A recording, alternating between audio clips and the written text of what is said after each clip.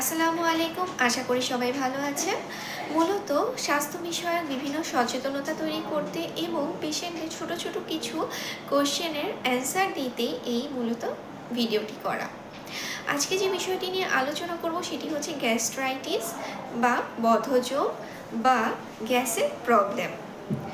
আমাদের কাছে এখন ইদানিংকালে প্রচুর পরিমাণে পেশেন্ট আসে যারা বলে যে গ্যাসের প্রবলেমে ভুগছে বা আইবিএসের প্রচণ্ড সমস্যা ফেস করছে।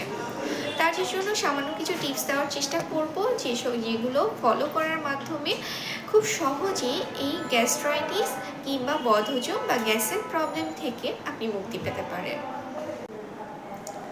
মূলত যে খাদ্য গ্রহণের জন্যই গ্যাসের সমস্যাটা হচ্ছে বা আপনার বদহজম ক্রিয়েট হচ্ছে এমনটা ভাবা সম্পূর্ণ ভুল।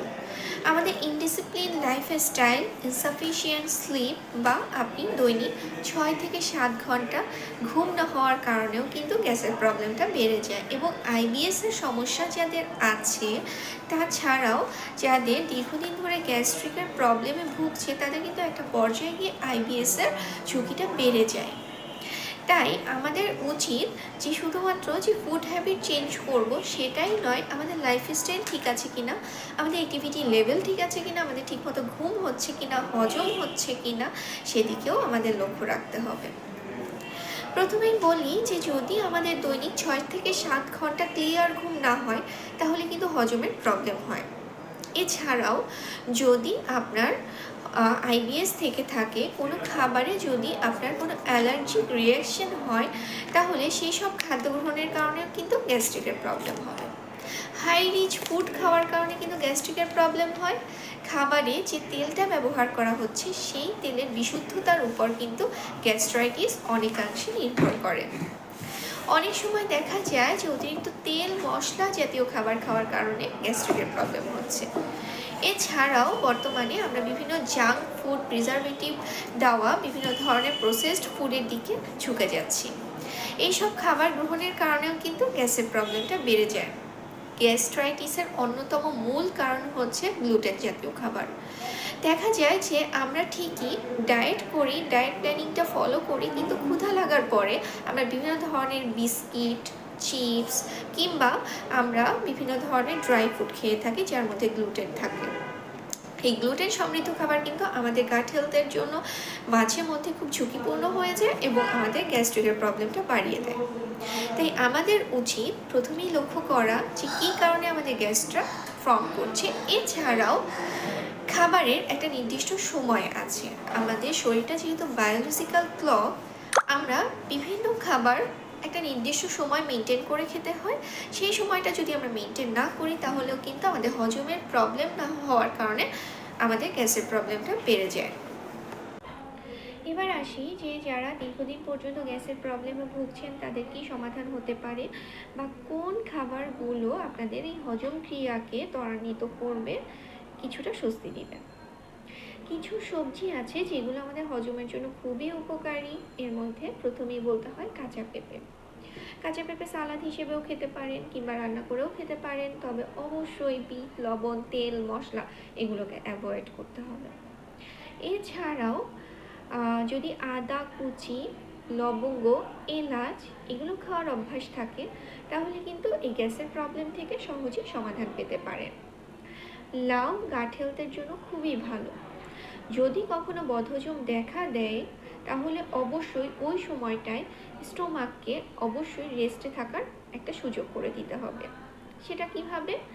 অতিরিক্ত রিচ ফুড তখন অ্যাভয়েড করতে হবে, অতিরিক্ত ফাইবার সমৃদ্ধ খাবার তখন অ্যাভয়েড করতে হবে।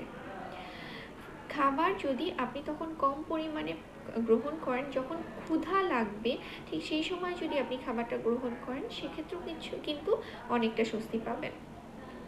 যদি বারবার গ্যাসের সমস্যাটা দেখা দেয় বা আইবিএসের প্রবলেম দেখা দেয় তাহলে কিছুদিন পর্যন্ত গ্লুটেন জাতীয় খাবারকে অ্যাভয়েড করার চেষ্টা করবেন।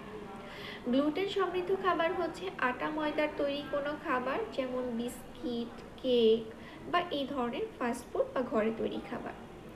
তাহলে দেখা যায় যে কয়েকদিন পর্যন্ত একটু গ্যাপ দিলে কিন্তু এই গ্যাসের প্রবলেমটা অনেকটাই সমাধান হয়।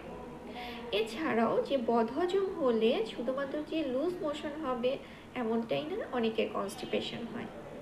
যাদের লুজ মোশন হবে তাদের খাবার থেকে ফাইবার সমৃদ্ধ খাবারটাকে বাদ দিতে হবে বা কমিয়ে দিতে হবে। ফাইবার সমৃদ্ধ খাবার হচ্ছে বিভিন্ন ধরনের শাকসবজি। আর যাদের কনস্টিপেশন হবে তাদের ক্ষেত্রে কিন্তু এই ফাইবার সমৃদ্ধ খাবারটাকে বাড়িয়ে দিতে হবে। অর্থাৎ আপনার ফুড ম্যানেজমেন্ট কিন্তু টোটালি ডিফারেন্ট হবে আপনার শরীরের কন্ডিশন অনুযায়ী। সবচেয়ে বড় কথা হচ্ছে যখনই এই গ্যাসের সমস্যা দেখা দিবে, আপনি প্রথমেই দেখবেন যে আপনার পানি পানটা পরিমাণ মতো হচ্ছে কিনা।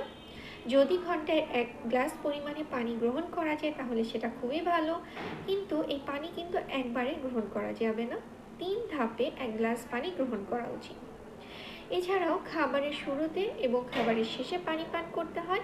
খাবারের মাঝে যারা পানি গ্রহণ করে তাদেরও কিন্তু গ্যাসের সমস্যাটা বেড়ে যায়।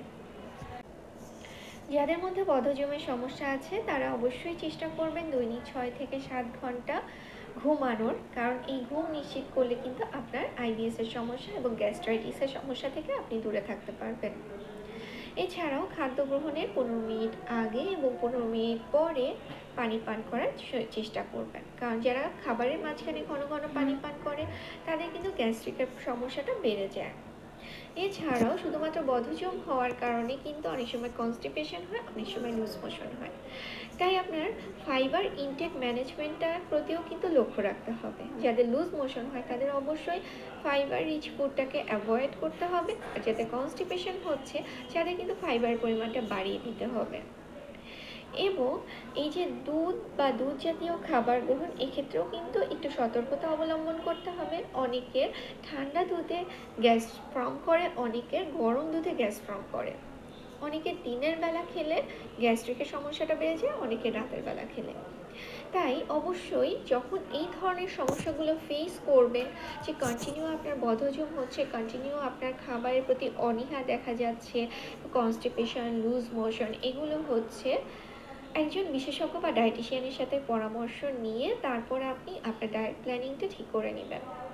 ওভারওয়েটের জন্য অনেক সময় গ্যাস ফর্ম করে, আবার অনেক সময় দেখা যায় ফিজিক্যাল অ্যাক্টিভিটি লেভেল কম থাকার কারণে।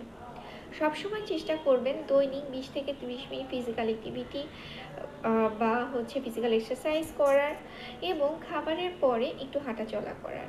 ঠিক মতো পরিমাণ মতো পানি পান করার চেষ্টা করবেন, নিয়মিত ঘুমানোর চেষ্টা করবেন, এবং একটানা বসে থাকলেও কিন্তু গ্যাস্ট্রিকের প্রবলেম বেড়ে যায়।